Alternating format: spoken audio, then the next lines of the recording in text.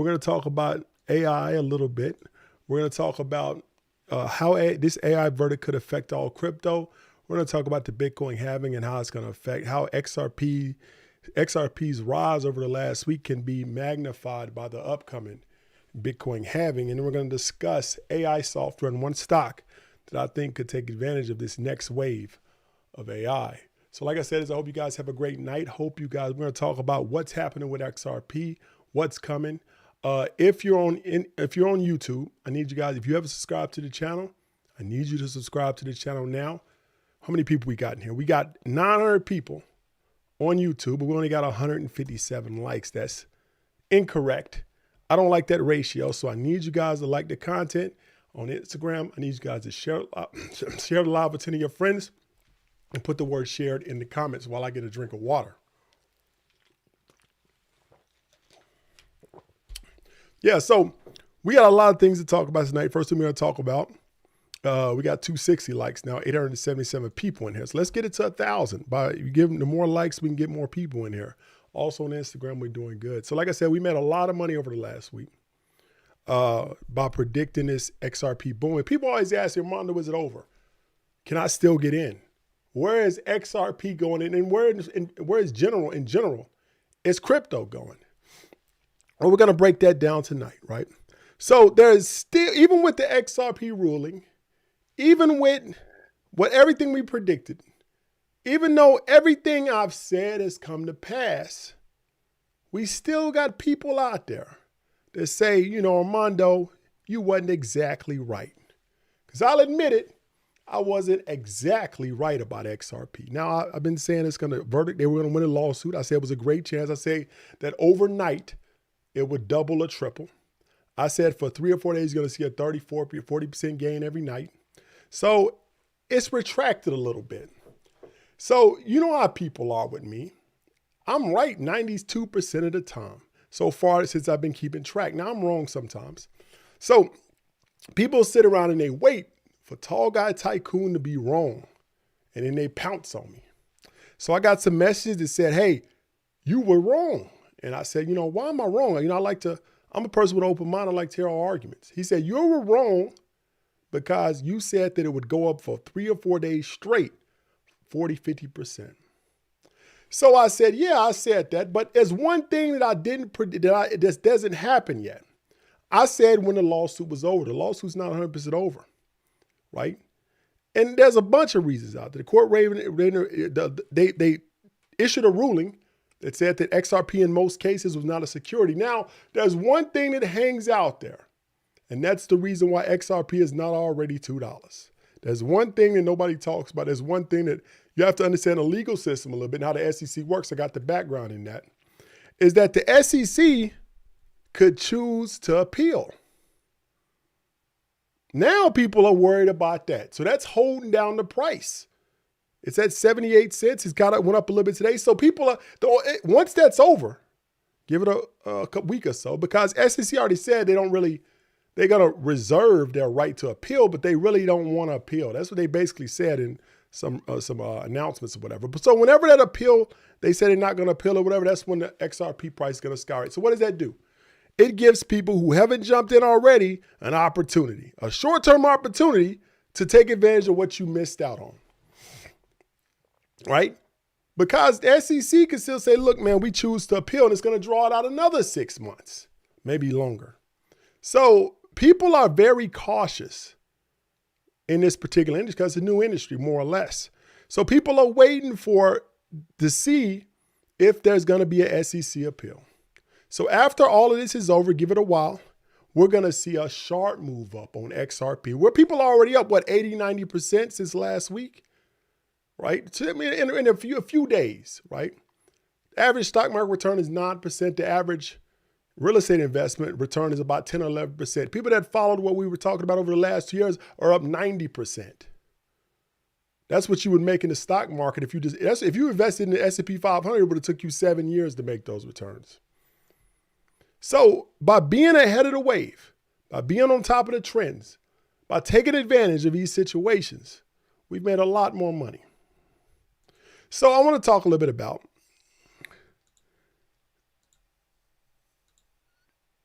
what's next for XRP. Right? And then we're going to talk about what the overall crypto market, how SEC, how the XRP ruling is going to affect that. Then we're going to talk about the Bitcoin halving. I like to, just like I focused, just remember for years, I focused on XRP's lawsuit. And then it came to pass. Now I'm focusing on the halving because the halving is the last, XRP was the last big opportunity you really had, right? It's still forming, so you got a chance. The XRP and halving is the last big chance you got in crypto. I'm gonna go ahead and tell you this. And people are gonna come to me and say, like, you know, like we talked about a few nights ago on my live, we say some people are gonna say, Armando, as always opportunities. They're gonna do a knee-jerk reaction. You didn't listen to my words, and you're gonna react and say, nah, Armando, there's always opportunities, because people have been trained to always say there's opportunities, which is that's actually a good thing, but it's still a knee-jerk reaction. So in crypto, what I mean by the last big opportunity is I mean two things. I mean, with the lowest risk that we have right now, right? The XRP play was a low risk, I wouldn't say it was a low risk play, but the potential or reward off of that play didn't reflect the risk. A lot of times in investments, especially in really efficient markets or mature markets, the reward is going to reflect the risk. Almost 1-to-1, right? So if you take a bigger risk, you get a bigger reward. So in these new markets, like crypto, like other markets, the market is inefficient. That means that ratio is not there. It's lopsided. So the reward is a lot higher when the risk is not really that lot high because of perceived risk. People don't understand the market. They don't know. So they kind of misread what the risk is. So the reward is a lot higher. So in this case, yeah, the reward was a lot higher than the risk. The worst thing you could have happened with XRP is you lose, a little bit of money. It wasn't going to go all the way to zero. The best case scenario, you're going to make 10 times your money. Now, that makes sense, right? In Bitcoin and Ethereum. Right now, Ethereum's at what, 1,900 to 2,000? And you got Bitcoin right around about 30,000, right? So next Bitcoin run, Bitcoin's going to be up between 150 and 300,000. You're talking about an 8, 9, 10 times gain from where you are today. So the halving every single time in history, when the Bitcoin halving has happened, it's caused the same exponential gains. Now, it may not happen this time, but it probably more than likely will. And you're talking about an 8, 9, 10, maybe even 11 times gain from where we are today. The risk, just like XRP, is worth it. Now, what's going to happen into this next halving into 24, 25, 26 is that the market, the banks, the elite and the rich, and the general population won't let this happen no more because they'll understand the market. They'll reduce that market inefficiency to where now those gains won't happen no more. It's like investing. I'll give you a good example that you can understand, that most people can understand. Let's say I guessed. I said, well, I think that the city is going to put a stadium in the bad part of town. So I bought some houses there, right? And then my prediction came true and they built a stadium, right? So once the stadium gets built, once the price of my real estate goes up, I make a lot of money. What does that do?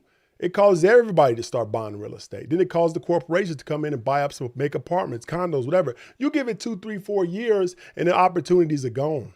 The stadium is now seen as a good area. It's seen as a profitable area. It's seen as a area that's rising up. So it's over, right? And it's a safe area now. It's no longer risky because the stadium has already been built. Same thing with Bitcoin. Same thing with crypto. Once this is built and everything's up in 2 years, it's over. The opportunities will open. Now, you will always have opportunities in crypto. You'll always be able to find some coin like Pepe or whatever and put your money in and make it 100 times your money. But the risk is extraordinarily high in those cases. Meme coins, stuff like that. You won't ever get the risk. Bitcoin and Ethereum is almost, and I'm going to say this, I'm not giving financial advice. Can't tell you what to do with your money. But in my opinion, the way I see it, Bitcoin and Ethereum is almost guaranteed play unless the government steps in and does something crazy or the world ends or some kind of another pandemic or something like that. If everything goes forward as we are today and the halving happens like we think it's going to happen, there's no security intrusions, no problems, nothing like that. It's almost a guaranteed play.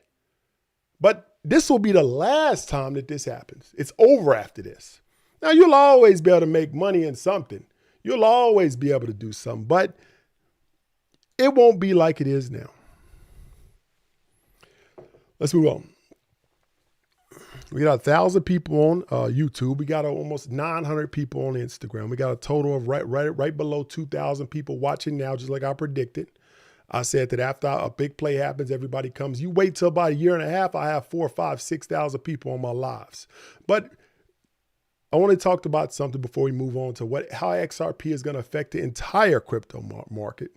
Then we're going to move on to Bitcoin halving again. We're going to talk about AI stocks. So before we go on, I want to make sure I would encourage you guys to join the CNC. It's a 5-star community that we provide stock signals, we provide accountability, stock pick signals, and more. If you're in the CNC, you've been making money, in the CNC, we let you come to events free. We do a lot of great things. We got a partnership coming up with the Brooklyn Bank that's happening pretty soon. I'm going to release more details on that later this week, where we're going to have events there that are regular for the CNC members in New York. So if you want to join the CNC, I need you guys to text the word CNC to DM me the word CNC, or you can text the word CNC to 89603. You're on YouTube, you can go to jointhecnc.com. And if you're in the CNC on both YouTube, I messed up. Don't accept that, Mark. I actually messed up. Cancel. Yeah, I was trying to do something else. Where's your thing at? Pin. There we go. So yeah, like I said, so we got a lot of great things coming up. So like I said, if you're on YouTube, I need you guys to subscribe to the channel if you haven't already done so, and I need you to hit that like button. We got 1,000. We got 1,100 people on YouTube. We only got 200 likes. That doesn't sit right with me. I mean, we got 490 likes, so I need you guys to like the content. So let's move on. Right? So let's talk about how this XRP verdict is going to affect all of Bitcoin, all of crypto, right? Is that right after the verdict was released, the crypto market responded positively. Bitcoin went up 3%. I think Ethereum went up 8%. So this is actually a good thing. And I'm going to tell you why. Is because once this is completely over, because it's not all over yet. It's not all over yet. Like I said, the SEC could still appeal and drag this thing out 6 months or another year. The likelihood that they're going to do that is low, but they could still do it, which is what everybody's waiting to see what happens. So if that doesn't happen, we're going to see these exponential gains in Bitcoin into the Bitcoin halving. And like I said, people always ask, where do you think Bitcoin is going? I think it's going to be at 50 right before the halving. And then we're going to see those exponential gains to 150, 200, 300,000 after that at the end of 24 and into 25. And sometime in 25, I'm going to tell you again, I'm sorry. Everybody's going to get mad. It will crash again. But the crash, I think this time won't be as dramatic. It's going to be a 30, 40% retraction. We're going to go into another slight crypto winter. It won't be as bad as the last one. And then we're going to do a slight run up into the halving of 2028. That's what's going to happen on this next one. Remember, 18 months is normally after the halving is the Bitcoin up cycle, hype cycle included in that. And after that, and after those 18 months, is nothing else holding it up, and there's a class. But like I said, is that because this is probably the last violent halving, I should say, with a lot of volatility, I don't think the drop will be as much as it was the last time. I think 30, 40%, level off for a while, and slow rise up back to where it was before into the 28 halving. So like I said, this is the last great time that you're going to have to invest in any of these things. So people say, how can I make money off of these? What's going to happen? I know that XRP has now been deemed not a security. And to tell you, to be honest, if XRP ain't a security, Ethereum ain't a security either, or Bitcoin. None of those are securities. So once this is all resolved, crypto world is free to flourish, right? So that's going to give a lot of great opportunities right into the Bitcoin halving also. And people are saying, what are the opportunities? Well, we talked about them constantly. We talked about the Bitcoin mining stocks, and we talked about the opportunities that they provide right now. I'm going to go ahead and be bold on this, right? is that every crypto, for the last two crypto cycles, and then going into this next one, I've made millions of dollars each cycle. The last cycle, I did it right in front of you. I told you exactly what I was doing, told you how I was going to make money. The cycle before that, I had a crypto company I sold for millions of dollars. The next one, I'm going to walk you right through it. I'm going to attack this crypto from 3 angles, and I hope to make 10, 20, even maybe even $30 million over this last play, because I know this is the last time I have the capital to do it. Now I have the network to do it. And I know that it right now is the time that anybody with enough effort, execution, and persistence can make hundreds of thousands, even millions of dollars on this next boom. But you have to pay attention and understand what's coming, like I'm doing. I'm going to walk you right through it for the next 18 months, exactly what I'm doing, right? So I'm going to invest, of course, in crypto. I'm going to create a company based on crypto.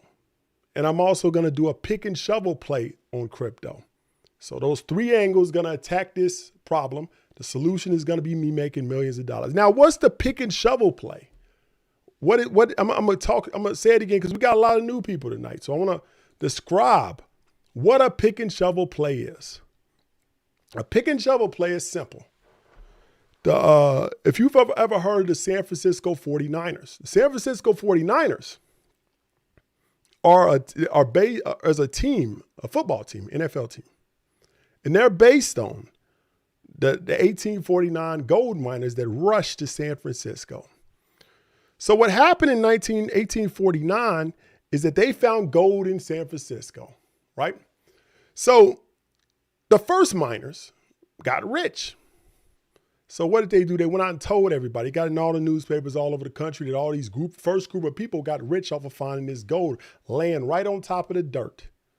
Right on top of the dirt. It was laying there and they got it, got rich. Told everybody. So what did that cause? It caused a second wave of people to come in and buy the gold. But remember, all the gold that was on top of the ground was gone. All the gold that was a foot under the ground was gone. So you got to do a whole bunch of work to get this dirt. Now the smart people who anticipated this was going to happen said the money's not in the gold no more. There's more money in selling the picks and shovels to the people who are going to be looking for this more difficult gold. So they came in, opened up shops selling shovels and picks, opened up shops selling housing, opened up boarding rooms, opened up places where you can eat, and anything that a miner would need to complete their operation.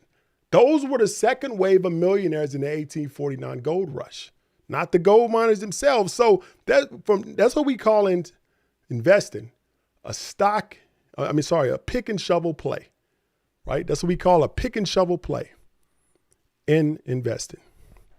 So our pick and shovel play is Riot, Mara, and BTBT. Now those are mining companies. And now don't get it confused. It ain't the same type of mining as the gold rush. And it's just a coincidence that it's called miners and miners. So don't get confused by that.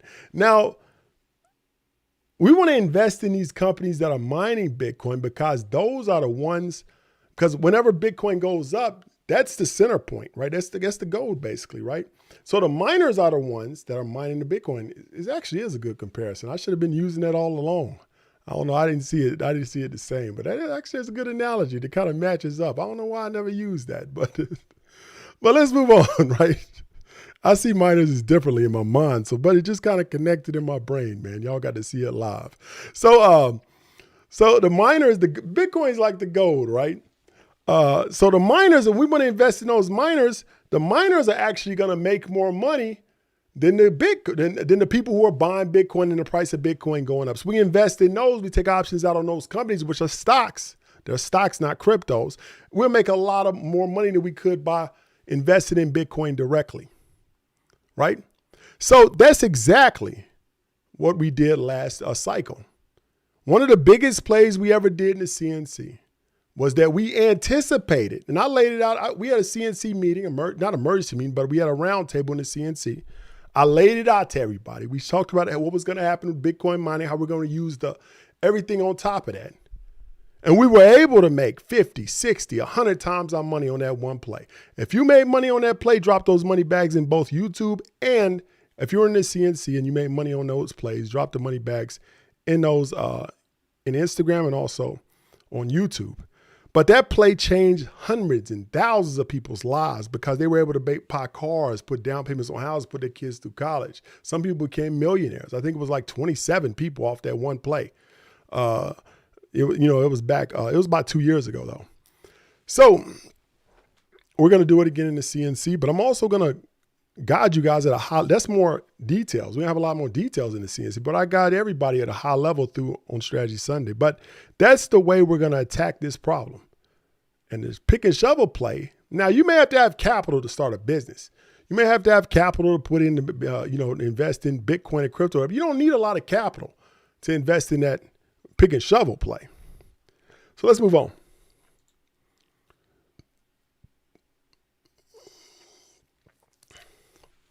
So, like we said, the next Bitcoin halving's coming. XRP, like we said, is that I think that by the time the next Bitcoin halving comes, also before we stop, the CNC is going on Monday morning. The CNC is going up to $89 a month. It's $76 now. So if you get in now, you lock in that price forever.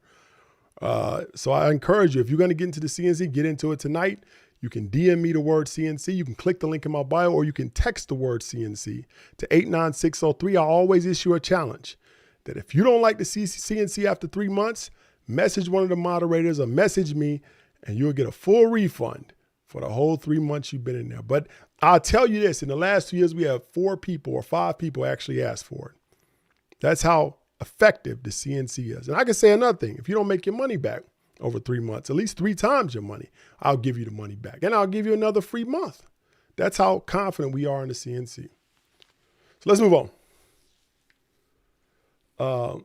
Somebody said, can you elaborate what you get for $79? You DM me the word CNC and I'll send you a link to everything that you want to look at, because the whole page describes it. Or you can go to jointhecnc.com, or you can text the word CNC to 89603. You'll get a link, and that link will describe everything you need to know about the CNC. So let's move on. So last thing I want to talk about is AI software. Now, in January of this year, and late last year, we laid another play out that made a lot of people a lot of money. The NVIDIA, AMD, basically the AI trend that was forming late last year. And when ChatGPT came out, it blew NVIDIA up. NVIDIA was traded at about $100. It's now $500. What is NVIDIA at? It's like $400, $500. Let's see. I haven't looked at it in a couple of days. NVIDIA is at $456 right now. So we started out, it was right around 100, 120. Now we're up 400% roughly, because we were able to see that AI trend forming and we were able to capitalize on it. That's what we do. And like I said, if people say, hey man, how do you see the trends? How do you know what's happening? It's all in this book right here. This is my book, The Strategic Millionaire. We talk about how to find trends. We talk about how to ride waves. We talk about how to have a mindset that you can see these things. We talk about risk taking. It's all in the book, and it's on Amazon right now. So if you get a chance, get the book on Amazon. These are people. Here it is, The Strategic Millionaire. And let me see. There we go. So back to what I was saying is that now what happens next? AI is big. A lot of people know about it. The marketing efficiencies are probably gone.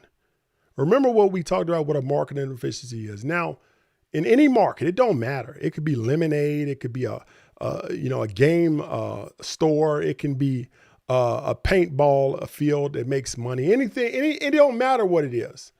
A marketing efficiency exists when all participants in the marketplace don't understand the value or don't understand the potential, or miscalculate some cost of production or cost of service in the area. So what that does is it allows a quick mover to get into a market and make a ridiculous amount of money, or a wide margin while putting in a small input or small capital. Now, over time, regardless of what you do, regardless of whatever how good you are, how fit you are, competition will creep in the market. People will realize the marketing efficiency, because all the market efficiency is just a lack of information. So as soon as people get the information, that opportunity is gone. So in order to benefit or make profit off of marketing efficiencies, you have to stay ahead of the crowd. Like if you wait around for the crowd, the masses come in and they figure it out quickly. So you always got to be one step ahead in order to continue to make money on marketing efficiencies. So now that everybody else is looking at NVIDIA, we've moved on, right? NVIDIA is good. You can hold it. It's probably going to go to 1,000. Tesla's probably going to go to 2,000. And all these other AI stocks are probably going to keep going up. But where's the bigger opportunity? Well, the bigger opportunities are in AI software companies. Because if you think about from a corporate structure, what they have to do in order to catch up to this movement is that first they have to build a hardware infrastructure, right? So they have to buy up chips, buy up hardware from Intel, AMD, NVIDIA, buy up GPUs, CPUs, all of these things, chips and process in order to build the infrastructure because they have to compete. Now, once they build an AI infrastructure, what runs on hardware? Well, they need software. That's where Twilio comes in. That's where these other stocks come in. That's where one stock that I think is going to do extremely well is coming in. And the stock out there where I think is going to go up maybe 100% over the next 6 months is called CrowdStrike. CrowdStrike is a company, and we made money on this because I think it IPO'd 2 or 3 years ago. But CrowdStrike is one of the biggest companies on earth that utilizes AI for what we call for threat intelligence and also software and hardware security.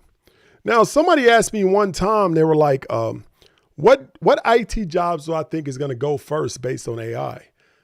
I was a software engineer for almost 15 years for some major companies, not just, for major companies, AAA. I worked Home Depot at one point. We worked for Lowe's. I've worked for, at a high level in major companies, software engineering. So one of the things that I've learned during that time is, one of the things that I've realized is how different people work in tech.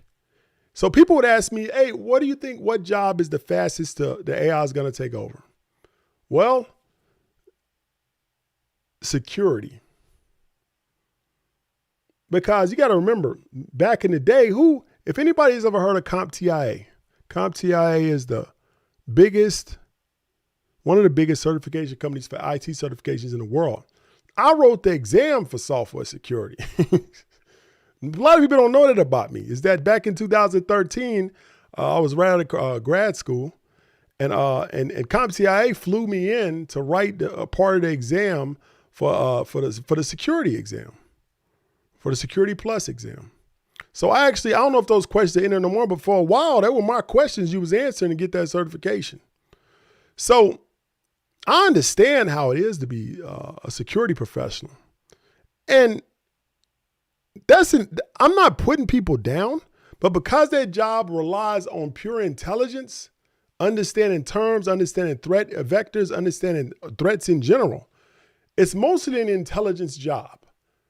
And so those jobs are going to be the first ones that are going to be wiped out when this AI movement actually truly takes off. I'm sorry to say it. Eventually, within a few years after that, software engineers are going to be gone. So I'm not picking on you or nothing like that. I'm just being honest and being a realist and being rational. But CrowdStrike is a company that's working on replacing those security professionals. And I think with enough time, CrowdStrike will actually achieve its goal. That's why I'm going to start investing in CrowdStrike, right? And like I said, CrowdStrike is part of this second wave of AI that includes the AI software. So, who the heck is this, Georgina? I'm about to block that.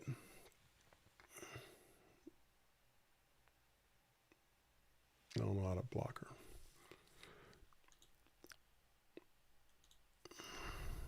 So like I said, we got 1,050 people on YouTube. We got another 800 on 750 on Instagram. So I need you guys to like the content. I need you guys on Instagram to share live with 10 of your friends. Put the word share in the content. I need you guys on YouTube to share, to like the content. And also, if you ever subscribe to the channel, please subscribe to the channel.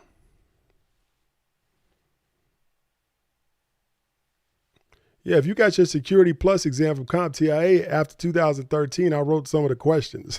So It was like 12 of us, so I probably wrote a few of them. So I did actually get some of my questions on the exam, but it was 12 people that wrote that exam. So, yeah, I got a few questions in there. Somebody said, Donald Bunker, do you do speaking gigs? Just DM me or go to Instagram. If you're not on, I do speaking gigs. So DM me on Instagram or my Instagram name is Tall Guy Tycoon. So you have to DM me there. Or you can, that's pretty much, or you can email me. It's bookings@ajpantoja.com.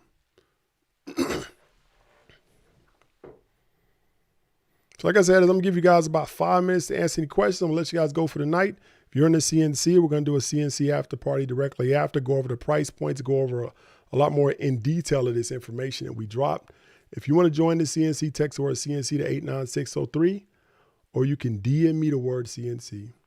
Or somebody says, you tutor people for Security Plus? That was like 10 years ago. I don't even remember that stuff no more, to be honest. I don't even remember. I was real good at that. When I wrote the exam, I was real good, but I don't remember that, man. It's like 10 years ago. I don't even remember most of the terms, to be honest. Because that's what I studied. That's what I studied in grad school. But I just come out of grad school, so I knew, and I also was working in it for a while in software security, so I kind of knew. But I don't remember that. That was like 10 years ago. I don't even remember the terms no more.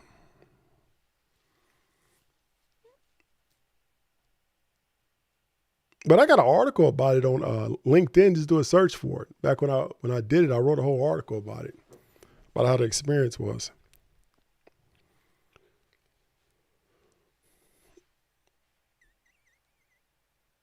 What does stock volume mean? Stock volume is the amount of stocks that are bought and sold in a given time period, normally a day. That's what a stock. So Jose Rodriguez says, what does a stock volume mean? Well, stock volume is the amount of times. He says 1 in 5, 2 average. That's the amount of times the stock's traded. So on an average day, it'll be a 1 times. So let's say, for example, your stock on average trades 100,000 shares a day. So that's what it is, 100,000 shares. So the next day, that's an average day. So most of the time it's going to trade roughly that amount. So one day when there's some hot news out of something, it trades 500,000. So that's trading at 5 times volume. You see what I'm saying? So it's just a way to kind of judge, one, the liquidity of a stock, how easy it is to get in and out of it. 2 is how much interest it is in a stock today. A lot of times when there's news or something happening, it could be negative or positive, don't matter. The volume spikes up. So that was actually one of the things we talked about in our class in the momentum strategy I teach, is that volume is a good indicator, one of them, not all of it. It's like 6 indicators. It's an indicator of a stock that's moving up. That's a momentum play that you can do and make money on a stock's rapid movement up or down. Do you think people should still pursue a career in cybersecurity? I don't think you're going to have no 20-year career in it. But you could probably ink out like about 10 years still in that career. But you're not going to you got to be willing to accept your salaries going down over time. And also, but you got to remember, man, this is what the number one thing people mess up when it comes to jobs is that I don't care if whatever you're studying in college or whatever you get out, you have to be willing to say, I'm not going to probably do this the rest of my life. And I'm willing to adapt and change over time. Look at me. I went to school to be a software engineer. I'm online right now talking about finance. It's still a good base in tech, but I'm talking about crypto and finance mostly now. You see what I'm saying? So you have to be willing. And a lot of my job now, like even when I had my software company years ago, half of my job or 30% of my job was marketing. And understanding, marketing and ads and stuff, you have to be able to adapt and know everything, right? So anybody's job, regardless of AI or whatever, you're going to have to adapt.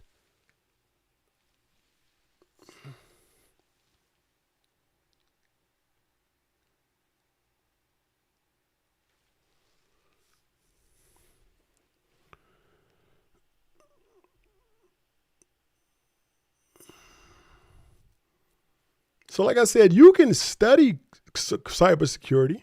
You can get out and get a job in cybersecurity, but you got to be in your mind. You got to say, this may not be around forever. So I got to be willing to adapt, right? Like me, for example, I have enough confidence to say, it don't matter what happens, I'm going to be okay because I'm willing to adapt. Most people get into problems mentally because they're scared of AI and stuff like that because they're unwilling to adapt to a changing marketplace. That's what it is. AI can't stop me because I'm going to do something else. Real estate, AI can't create real estate. So I know I have the intelligence, have the persistence, have the ability and the execution to go into real estate, right? All it takes is a learning curve. Anybody that's listening to me right now, you can learn how to do anything. It don't matter what it is. You see what I'm saying? So you have to open your mind up to that possibility, is that I may have to learn a new skill along the way. And I have the capability to learn a new skill along the way. I'm not stuck in one particular field or sector or industry. I can do whatever I want. If you're smart enough to do that, then you can also do this.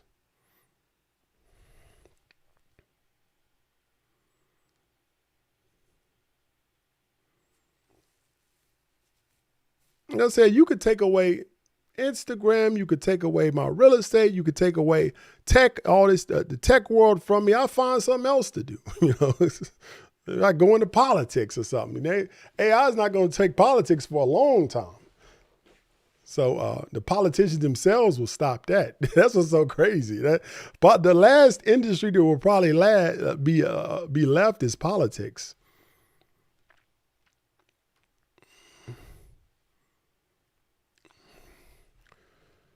Like I said, I hope you guys have a great night. I appreciate you joining. Like I said, DM me the word CNC, or you can text the word CNC 89603, or you can just go ahead, click the link in my bio and sign up. Hope you guys have a great night. Thanks for joining.